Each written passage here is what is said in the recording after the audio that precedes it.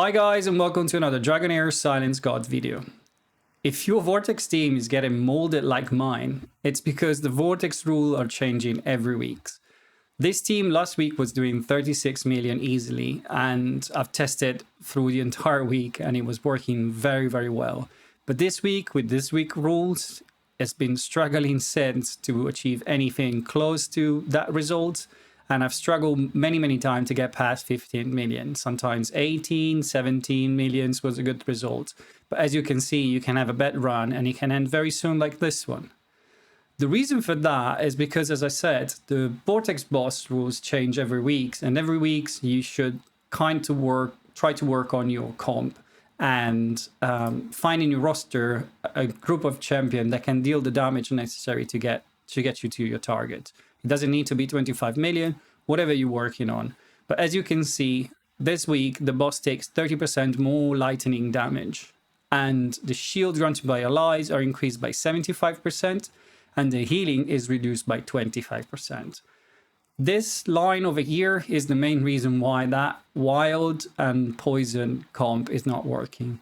That comp is relying a lot on the healing from Vikuk and Furbat. And take away 75% of that healing, you understand why your run ends very soon. There is no shield in that comp, and also there's no lightning damage. Now, that 30% more lightning damage, maybe it's not as relevant. It depends on your champion. You can push a good results even without that, but you need to work with this line. You need to shield your champion. You need to give them a good protection, and healing, it will be less relevant. So I want to show you the comp I came up this week, and I've been able, as you can see, to get just by 25 million today. Usually is a bit higher than this, but today that I was recording, obviously, it was just about 25 million. Nevertheless, it showed the struggle everybody have. So let me show you the composition. So guys, this is the lineup I'm using this week. This lineup has been a real pain. I've struggled so much to get anywhere close to 25 million. And as soon as I've done that, I've saved all the gear and everything. And I since made 25 million quite reliably. The reason for that was probably I don't have the correct artifact to do this damage, or I don't understand yet how Dauntless champion really work. I don't know. If you have idea, please comment below. But nevertheless, I've gone back to my team, that a part of the team that I was using before. I brought back the good old Garius and the good Nathaniel. I'm using a different oracle, which is the increased crit damage provided by one of my legendary champion. I'm using a rare. I'm using Irina for the decreased defense and the decreased attack from her ultimate. As I said, Nathaniel is going to provide me the shield and the heal during the fight. He's going to remove the decreased defense on his battle skill. And I'm using Garius on the front line to protect the team, take part of the damage. He has high defense. He's still going to heal quite a lot. He's not going to heal as usual, as you can see, because the healings are reduced. But he's going to still do the job. And then the two damage dealer are Garrett and Suta. Garrett is an amazing champion. He's not scroll. He does a lot of damage. And Suta has a crazy good passive that you're going to see in a minute. But the gearing of these two champions has been quite difficult. I was using the Eye of the Giant and the Arcane Box to give them attack. I was getting a good damage, but as I said, I was getting close to 25 million, but not enough to get over the line. It was always around 24, 24 and a half, 24.8, and it was driving me nuts. And the comp was there, the gear was there, and I couldn't understand really why I couldn't get over 25 million. And I've tried to switch the two artifacts, and I finally got over there. As you can see, sometimes it's a bit of a struggle, but it gets the job done. So Garrett has the Silver Star Horseshoe, is geared with the Gambler set. And the reason why I've chosen this artifact is because it gives him 50% extra attack speed for 10 seconds. On top of, obviously, the attack and the crit damage. The reason why I choose that is because his ultimate gain damage from the attack speed, as you can see over here. And therefore, I thought maybe try this one. He has an incredible passive that increased the damage while he drops his HP. We're not going to really take advantage of this one because when healing, when the HP is gonna drop, he's gonna die very soon. And he does a lot of damage with his ultimate and his battle skill. The other damage dealer is Suta. Suta does crazy numbers. She's really good. And she does crazy number also because she has this amazing passive. When she crits, you're going to summon a phantom that's going to do lightning damage to the target. So every time she crits, even on a basic attack, she's going to summon this phantom. And you can see in the fight, the phantom is going to hit the boss. And you're going to see this phantom popping on and off all the time. And she does it on normal battle skills. She does it on the normal attack, on the battle skills, and on his ultimate. So you really want her to be 100% crit rate. I got to 96%, but it's enough to do the job.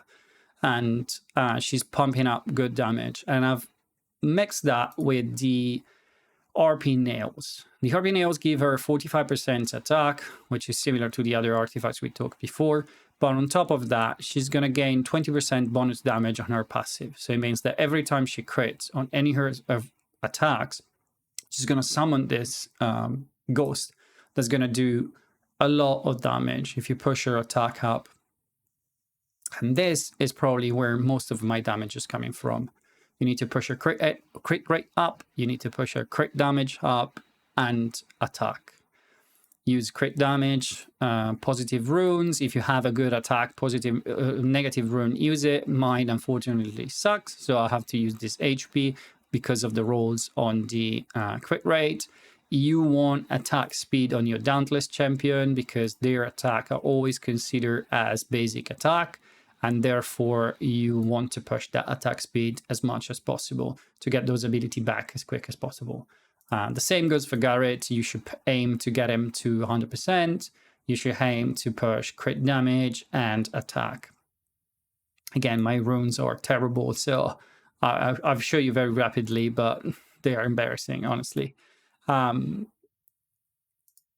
set, any full piece can be anything. You push your crit damage, you push your attack, you push your attack speed, and you're going to get good damage out. Right, guys, let's jump also into the timing so I can show you what the timing I'm using, how this composition rotation work. The first champion we're going to have a look is Nathaniel. He's going to put the shield up at second 14 and then every 20 seconds. The Vortex boss has a rotation of 20 seconds. This is going to happen always at the same time. He's going to put up the shield just before the double hitting that puts decreased defense on your champion. He's going to cover us through that hit and the ultimate as well. Irina is going to do the decreased attack and hopefully the decreased defense on second 21. Not second 20, not second 19. The reason for that is how long the animation for the ultimate of the champion is. The hit doesn't hit until second 21, 21 and a half.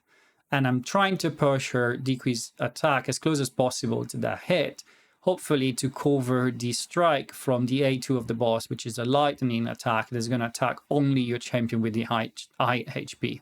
In this case, it's going to be Garius. So by the look of it, if I just look at the icons on the screen, it looks like his cover, and therefore Garius is taking less damage on that hit. I need to further test this to be 100% sure, but by the look of it, it looks like it's working as I want. The third champion we're looking at is Garius. Garius is healing your team with his ultimate. He's going to put up a good heal, even if the heal is reduced for this week. He's doing it at second 25. Second 25 is exactly on the first AoE, the A1 of the second rotation of the boss. And this reason is because the ultimate of the boss is going to basically reduce the health of your damage dealer quite a lot. So I want them to be top up to top health just before they getting hit twice again. And this has kept my team going and running, because right after that one, Garius is going to be hit. He can survive the hit, and then Nathaniel is going to cover your team through the shield and the continuous heal. And therefore, I'm trying to spread out my healing through the entire fight and get my team top up every single time. Now, the reason why my two damage dealer are 18 and 19 seconds is simply because of their recharging time. One is going to go 18 and 10, and I just want them to stack their attack 1 second apart. after the first turn, they're going to keep doing it on the same time. They recharge is 23 seconds, and that doesn't change through the fight.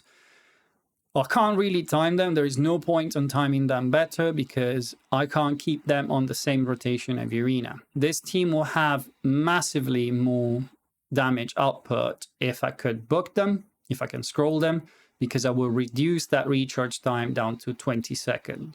Reducing that recharge time down to 20 seconds would mean that I can get them to do their attack exactly when the decreased defense is up.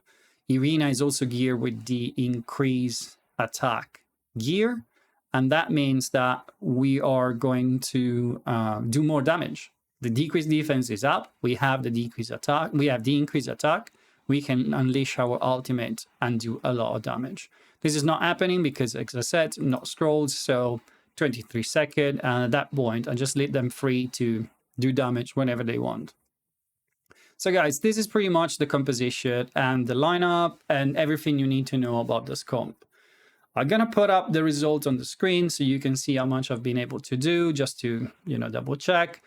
So guys, before leaving, I want to show you the change of rules for next week. As you can see over here, the current rules are valid for 1 day and 11 hours, which means for UK time, they're gonna change the night midnight between Monday and Tuesday.